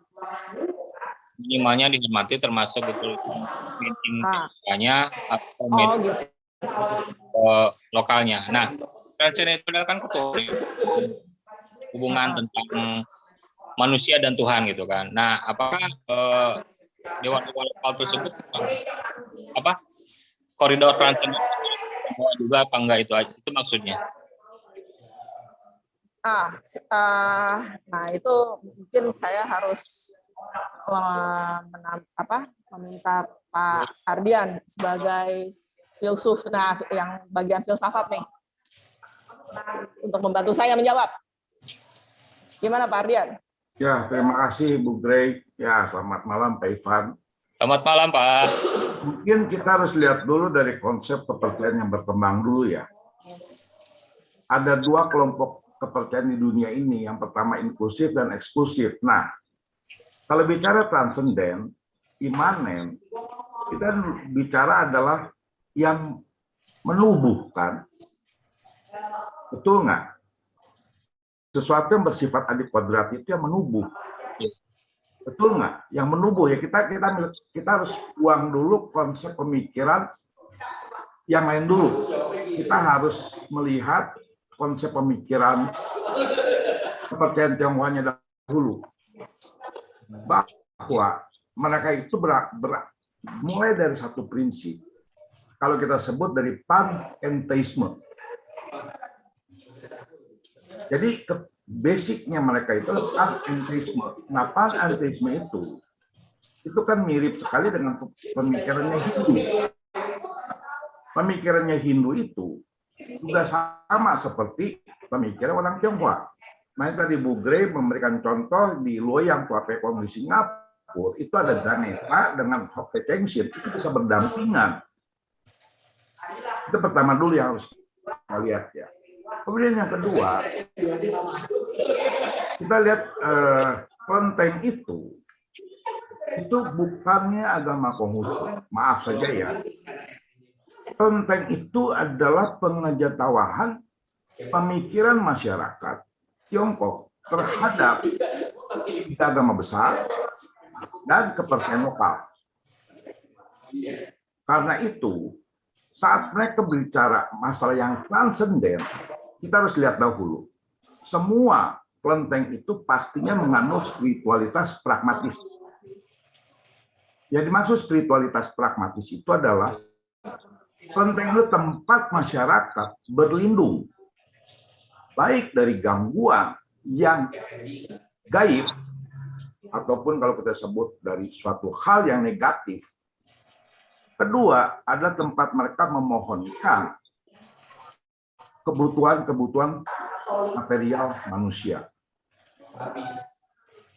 Tiga, kelenteng itu tidak pernah digunakan sebagai sarana tempat pendidikan spiritualitas.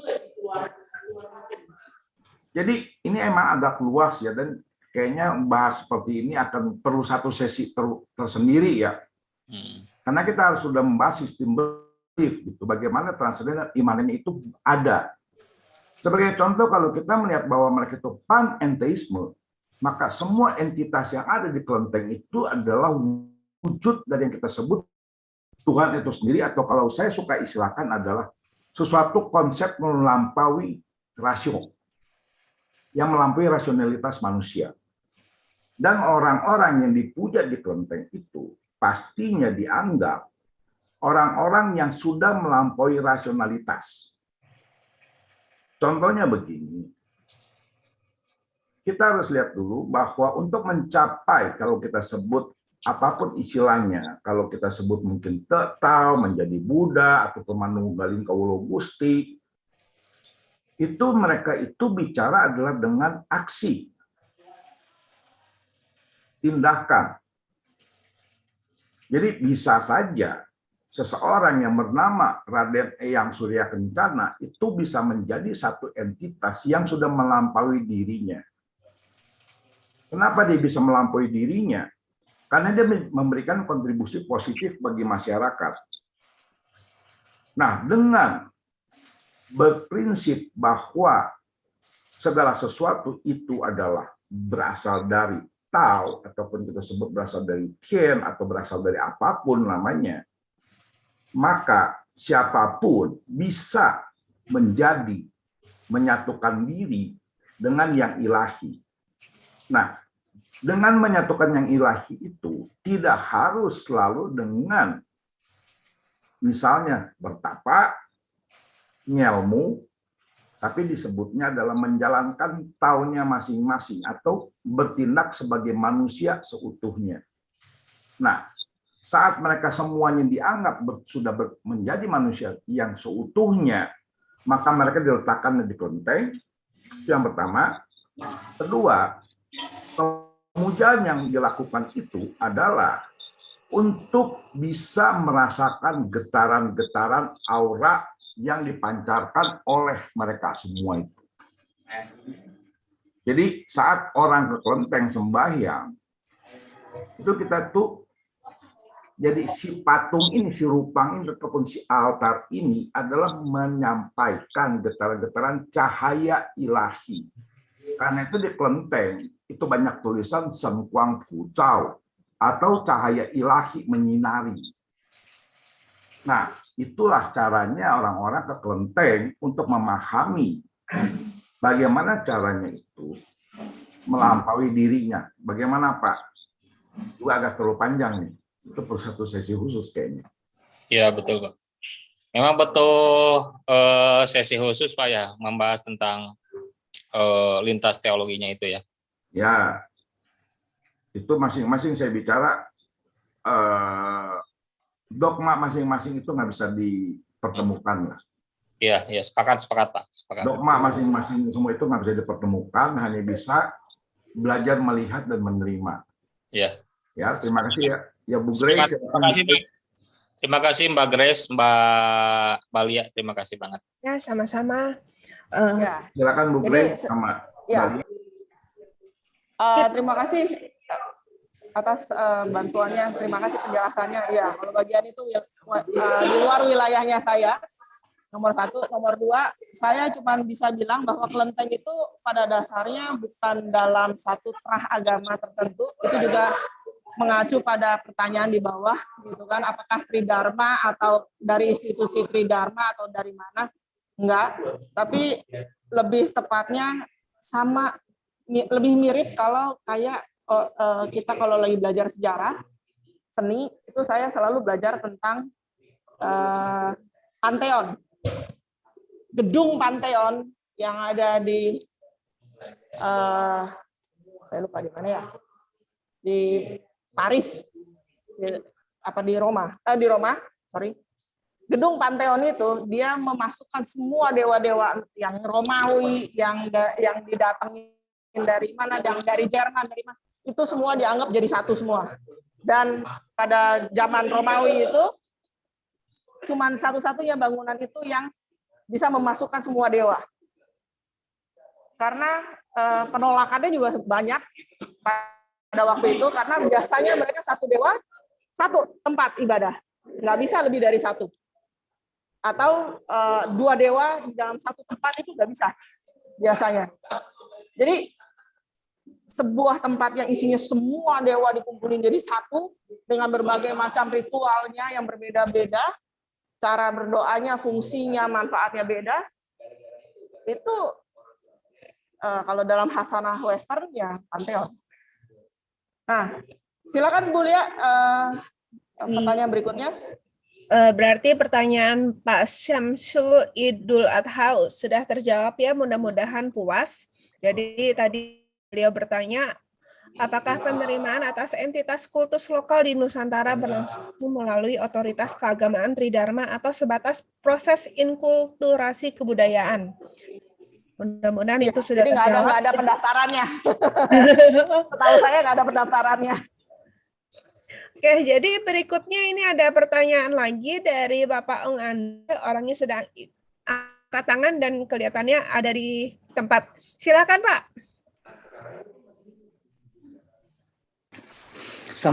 Selamat malam Bu Lia, selamat malam Bu Gracia, Pak Adrian. Di saya lihat juga ada Bu Nancy, senior saya. Tadi saya sudah mengajukan 2 pertanyaan ya, jadi saya pikir saya coba menyampaikan apa yang ada di kepala saya ya. Karena beberapa waktu terakhir saya ada meneliti beberapa kelenteng dan kita buat secara rekaman secara digital. Jadi saya hanya ingin melihat landasan mengapa kelenteng itu bisa menyimpan dewa-dewa lokal. Ini pandangan pribadi ya, mungkin kita akan ini. Tapi saya ada beberapa yang setuju. Jadi saya pikir kalau saya melihat sejarah itu rata-rata orang dari Tiongkok ke Indonesia itu melewati samudra yang cukup besar, cukup luas, marah bahaya begitu banyak, dan mereka membawa dewa dari Tiongkok sendiri, itu kan. Dan ketika ada kapal seperti yang cerita di Batam, itu kelenteng di Batam, mereka sudah terombang-ambing, ternyata bisa selamat, dibangunlah kelenteng untuk dewa tersebut. Juga seperti Tan Seng Ong di kelenteng Tan Seng Ong, baik di Jakarta maupun Semarang, yang ceritanya lebih kurang sama ya. Jadi saya pikir prinsip mereka adalah, satu pasti adalah bersyukur dan juga percaya bahwa yang dibawa itu memang mempunyai kekuatan atau magic yang memang berlebih. Dan ini saya tadi sepakat dengan pendapat Bu Gracia bahwa mungkin warga pada saat itu ya, ini kan kelenteng rata-rata paling tertua tadi kan di bawah 1.700 yang di Ancol. Ya, betul. Kita tidak tahu cara berpikir mereka seperti apa pada masa itu, tetapi yang pasti bahwa orang Tionghoa itu mungkin melihat sesuatu yang magic dari sifat lokal diaplikasikan. Itu saya setuju seperti itu. Tetapi saya ada juga melihat, ini pandangan saya ya, mungkin agak nyeleneh sedikit, bahwa selain dewa lokal itu dianggap hebat, dianggap sakti, mungkinkah juga ada kepentingan politik, ekonomi, dan keamanan di sana? Karena dengan mengakomodasi dewa lokal, karena orang Tionghoa yang di Indonesia itu pasti dia tidak bisa bekerja sendiri, dia pasti berhubungan sosial dengan penduduk setempat. Dan kita tahu tempat ibadah khususnya kelenteng adalah tempat yang paling aman. Kalau kita lihat beberapa kerusuhan yang terjadi itu masyarakat berkumpul di kelenteng, sama kalau muslim ke masjid, itu adalah tempat yang paling aman. Jadi ketika mengakomodir dewa-dewa lokal itu adalah dengan tujuan supaya satu, selain mengakomodir kebutuhan ibadah rekan-rekan mereka yang non Tionghoa, yang non Tao, juga supaya kelenteng ini jadi aman. Itu pemikiran saya ya. Mungkin boleh ini lagi dievaluasi. Karena dengan saya melihat seperti yang Surya Kencana, beberapa kali saya lihat baik di Tua Sebio, di Jalan Kemenangan maupun di Ancol, itu yang Surya Kencana disembayangi atau diibadahi, ritualnya itu Muslim. Jadi tidak ada hubungan dengan Buddha, dengan Tao, tidak ada. Jadi kalau saya lihat mereka, maka tadi disebutkan ternyata di Malaysia beda ya, yang lokal dibawa berbentuk Tiongkok, tapi di Indonesia itu benar-benar pure kearifan lokal. Jadi kalau yang Surya Kencana, saya case-nya yang Surya Kencana, kalau yang saya lihat itu satu, itu benar-benar Muslim. Jadi misalkan ada ibadah agama Islam, itu mereka sembayangin mengundang dari warga lokal yang memang Islam untuk menyembayangi, selain mereka menyiapkan tempat. Itu yang menurut saya ya, satu, bahwa itu berhubungan dengan satu, ekonomi pasti, supaya mereka lebih mudah berkomunikasi. Juga ada kepentingan politik di sana. Politik pengertian ini adalah mencapai sesuatu yang diinginkan. Dan yang saya lihat paling penting itu adalah keamanan, seperti yang Pak Adrian Cangyato sampaikan, bahwa kelenteng itu salah satu tempat paling aman. Salah satu untuk membuat tempat itu aman adalah mengakomodir dewa-dewa lokal. Itu pandangan saya ya. Terima kasih. Oke, terima kasih. Mungkin saya akan nambahin sedikit. Nah, awalnya ya yang saya baca dari si orang Malaysia punya penelitian itu seperti itu, bahwa untuk satu-satunya kemungkinan konsep kenapa kita menerima dewa lokal itu adalah karena supaya diterima lebih baik sebagai orang Malaysia, supaya aman, supaya supaya lebih aman, supaya hidupnya lebih terjamin, supaya dianggap setara dengan yang Melayu mungkin gitu kan, menjadi bagian lokal dari Malaysia. Tapi saya memang awalnya justru saya meneliti untuk membuat bahwa fokus kita sebagai orang Indonesia itu juga bukan terpusat pada alasan itu. Saya pribadi menganggap bahwa alasan itu, waktu itu pertama kali saya baca, saya marah-marah. Saya bilang, kenapa Indonesia, kalau misalnya Indonesia seperti ini, berarti kita menganggap diri kita lebih rendah dong daripada orang lokal, sehingga kita butuh centeng, butuh satpam supaya kita lebih aman. Berarti kita ini korban. Berarti kita ini tidak punya confidence, tidak punya rasa percaya diri bahwa kita setara, kita juga manusia. Dan kita bebas untuk mengekspresikan keagamaan kita di bumi Indonesia. Makanya kemudian saya menambahkan varian dari yang tadi, bahwa terutama di Tiongkok Selatan, kebiasaan untuk menerima dewa-dewa lokal di Tiongkoknya, yang mungkin di Tiongkok Utara tidak ada, itu sangat biasa. Jadi berdasarkan itulah kemudian saya menambahkan bahwa konsep di Indonesia mungkin Pak Andre yang Pak Andre bilang nggak salah. Ada sisi itu, ada sisi bahwa ada dalam segi politik supaya kita dalam tanda kutip kasarnya cari aman gitu kan. Maka kita mengadopsi.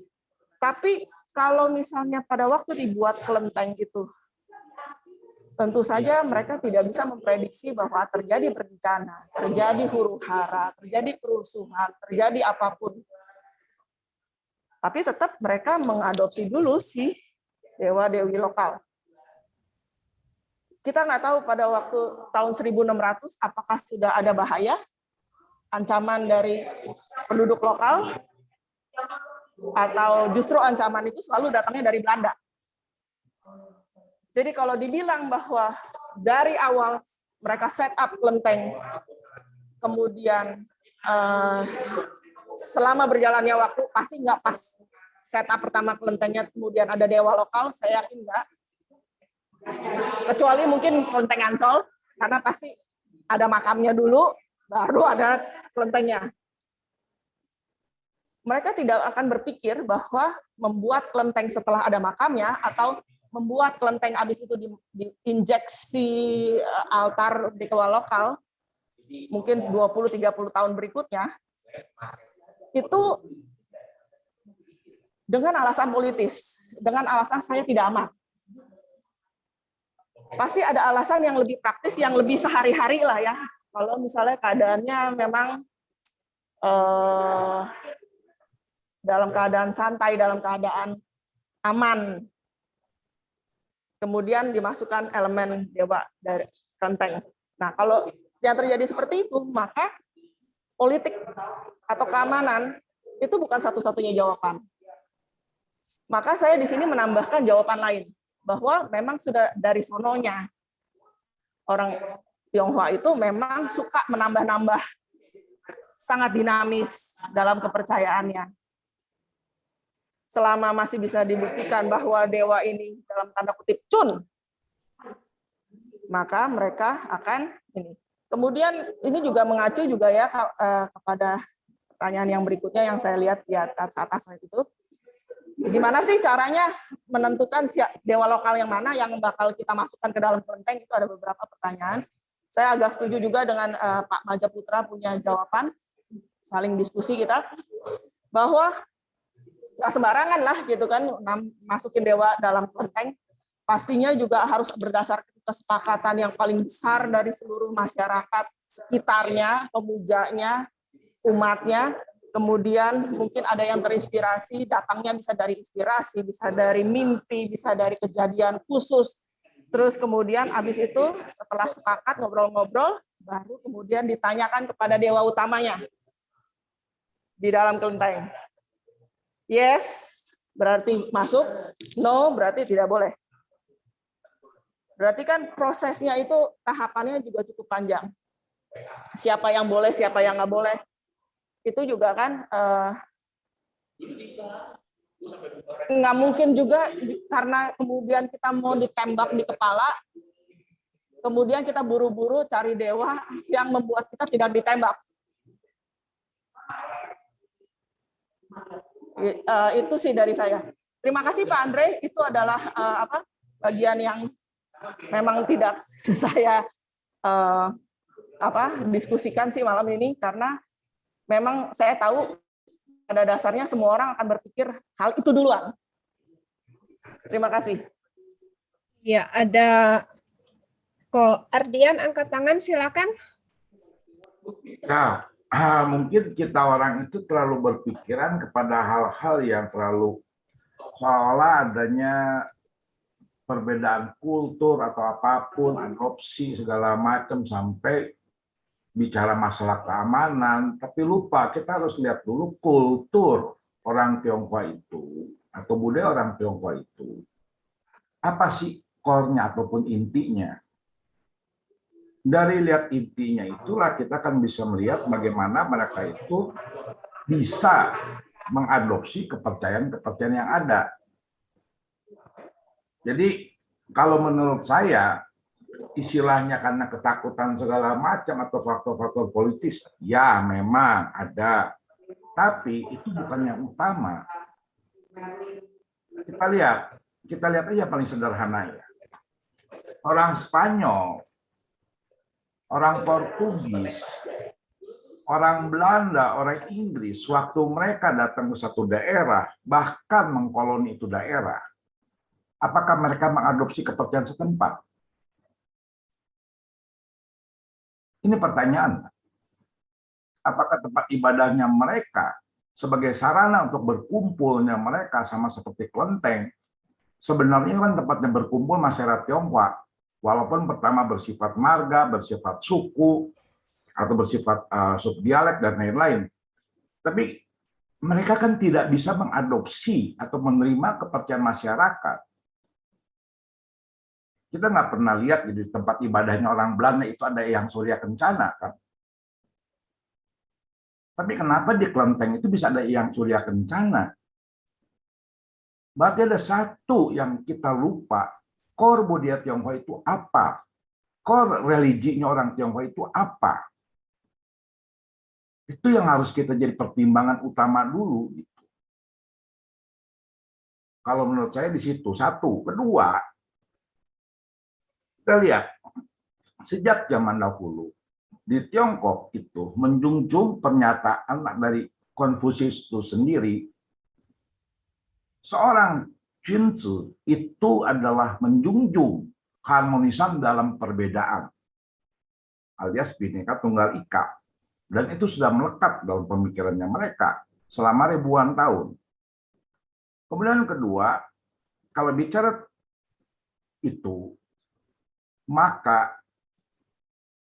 dengan cara begitu, yang dilakukan adalah mereka bicara harmoni. Harmoninya adalah langit dan bumi. Karena dalam konsep budaya Tionghoa itu ada namanya sansai ataupun 3 keselarasan. Langit dan bumi harus selaras. Jadi saat mereka dari Tiongkok Utara, waktu mereka bermigrasi ke Tiongkok Selatan, atau kalau saya sebut Sendian Kuang itu menganeksasi Provinsi Fujian, itu dia mau tidak mau akan mengadopsi kepercayaan masyarakat. Nah, saat itu diadopsi, banyak sekali akhirnya diterima. Saat itu diterima, berarti menunjukkan bahwa konsep kepercayaan mereka bersifat inklusif. Saat dia bisa bersifat inklusif, maka waktu mereka merantau, kita ngomong paling sederhana, saat mereka merantau ke Batavia, membangun toko-toko ataupun sebenarnya gudang-gudang, itu adalah harus sembahyang kepada Dewa Bumi. Dewa buminya itu adalah dewa bumi setempat. Saat mereka sembahyang pada dewa bumi setempat, maka mereka akan melihat siapa yang bisa menerima. Dan kalau kita mau perhatiin lebih jelas lagi, masyarakat dewa-dewa ini diadopsi oleh orang Tionghoa, dewa-dewa lokal itu lebih ke arah dari kepercayaan lokal itu sendiri. Kepercayaan lokal pada masa itu, apakah semuanya itu kita sebut penganut monoteisme? Enggak juga gitu. Jadi kalau menurut saya itu dari situ ya Bu Gray, ya kita itu lupa gitu melihat bahwa core intinya dari mereka itu adalah bicara harmoni, bicara keselarasan langit dan bumi. Jadi saat mereka berpindah, mereka akan mengadopsi kepercayaan lokal sebagai salah satu syarat agar mereka juga bisa diterima dalam masyarakat yang sama. Nah, itu kita bisa lihat gitu. Orang Tionghoa itu unik. Kita pergi ke NTT, mayoritas agamanya apa kita bisa lihat kan. Tuh. Ya, itu tamat saya sih. Itu sekedar komen, mungkin saya juga salah. Terima kasih. Iya. Dan juga memang ada apa kayak signifikasi tadi itu kan. Benar juga bahwa yang Surya Kencana itu kan Raden itu adalah masa kerajaan Pajajaran yang tidak muslim. Mereka sendiri memuslimkan yang Surya Kencana dengan ritual-ritualnya Islam.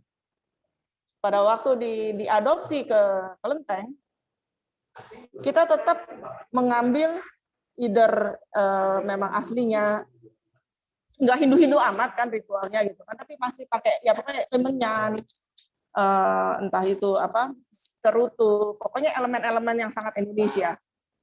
Kita nggak bisa klaim bahwa itu sangat Muslim kan, tapi itulah yang dilakukan juga oleh orang-orang Muslim abangan ya, yang tidak memurnikan dan kan jangan juga gitu kan. Jadi sama aja gitu kan. Nah, itu sih benar. Terima kasih atas sabarnya. Ini tanggapan di chat dari Ibu Julie Lau. Konon kolonial Belanda mengadopsi kepercayaan lokal dengan ritual tumbal kalau bikin bangunan. Iya. Terus kemudian saya bisa mau tambahin dulu ya dari ini di chat gitu kan Pak Majaputra, bahwa di Kelenteng Lamceng Kapiten Telionghui itu tidak saya masukkan sebagai dewa lokal karena menurut saya pada dasarnya dia menaruh altar di situ, dia yang membuat Gang Lamceng itu sebagai bio dari tanah pribadinya, kemudian dia menggunakan titel kapiten, titular, walaupun saya ngecek sama Ibu Mohana Lohanda, terus kemudian dan dokumen-dokumen tidak ada pernah Kapten Indonesia Batavia yang namanya Telionghui itu nggak ada. Jadi mungkin mereka adalah yang beli gelar. Nah, ini kemudian dijadikan altar di belakang, itu sebenarnya bukan altar dewa, tapi pemujaan luhur. Makanya memang nggak saya masukkan di sini. Itu paling yang saya tambahkan.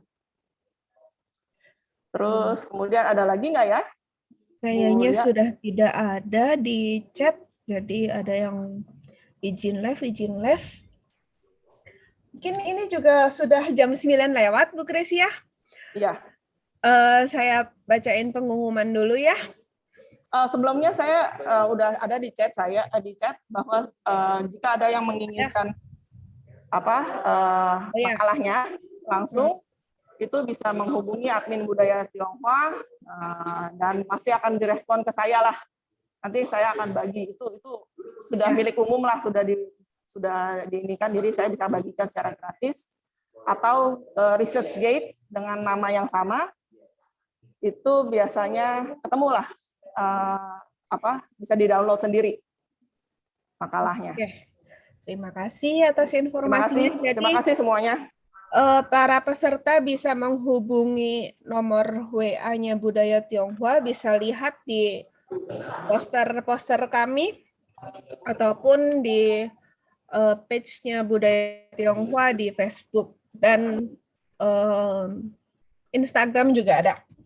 Oke, jadi dengan demikian kami tutup acara ini untuk malam ini. Sampai bertemu tanggal 1 April. Dan terima kasih atas kesediaan Ibu Gracia untuk mengisi acara hari ini, juga kesediaan Bu Dewi yang mengisi acara minggu lalu. Maaf saya tidak bisa hadir, Ibu. Nah, sekarang kami mohon diri, dan untuk yang masih mau ngobrol dipersilakan.